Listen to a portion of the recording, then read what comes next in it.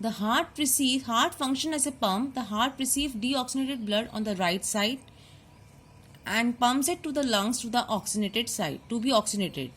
Oxygenated blood returns from the lungs to the left side of the heart, which pumps it to the rest of the body. So the right side of the heart is receiving deoxygenated blood from the entire body and it is pumping it to the lungs to get it oxygenated. And from the lungs, we are getting oxygenated blood which is entering the left side of the heart, which pumps to the entire rest of the body.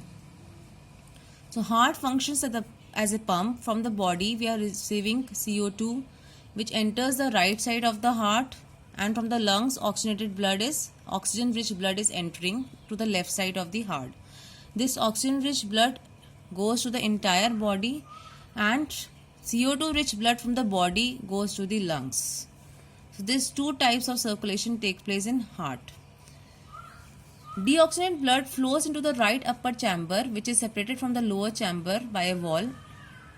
The deoxygenated blood is transported by two veins, superior and inferior vena cava, bringing blood from the upper and the lower halves of the body respectively.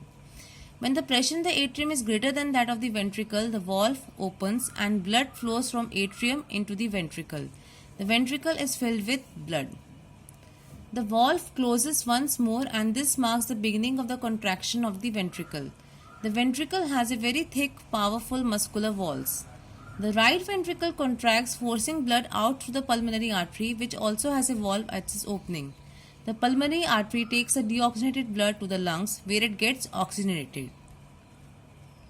As most of the blood in the ventricle is pumped out, the pressure in the ventricle drops and the valve at the opening of the pulmonary artery closes. The ventricle now relaxes.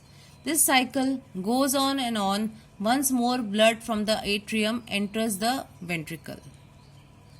Now coming to the oxygenated blood which enters the left side of the heart, oxygenated blood flows from lungs through pulmonary veins into the upper chamber on the left side of the heart. The sequence of events is similar to that of the incoming blood. As the pressure in the left atrium increases, blood passes through one-way valve into the left ventricle. As the ventricle is filled with blood, the one-way valve closes. The ventricle contracts, the valve at the entrance of the aorta opens and blood is pumped through the aorta, which is the main artery. Aorta is the largest artery and the main artery of the heart, and through this, once the aorta opens, the blood is circulated throughout the body. The blood ultimately returns the right side of the heart in deoxygenated condition. From the body where the blood is entering in deoxygenated state and then it goes to the lungs. The contraction phase is called the systole. The atrial systole is followed by ventricle systole. The phasing in between the contraction and relaxation and filling is called a diastole. During the diastole, all chambers of the heart are relaxed. This is a normal heart. The red portion carries oxygenated blood. The blue portion carries deoxygenated blood. The deoxygenated blood goes to the lungs. Oxygenated blood enters to the left side. From the left, it enters from the lungs to the left auricle. Then it goes to the left ventricle. Then it goes to the entire body. You can see this is left auricle, left ventricle, right auricle, right ventricle. Left side is carrying oxygenated blood, which is red, which is being represented by red color, and deoxygenated blood is being represented by blue color. And again I am repeating, there is tricuspid wall between right auricle and right ventricle. There are two vena cava, superior vena cava and inferior vena cava, which is responsible for transporting blood to the entire body. There is aortic wall or the mitral wall between the left auricle and the left ventricle. So the red portion is oxygenated blood, oxygen rich blood. Blue portion is oxygen poor or carbon dioxide rich blood. Right? AO is the aorta, which is the largest artery of the human, which is the largest artery of the heart.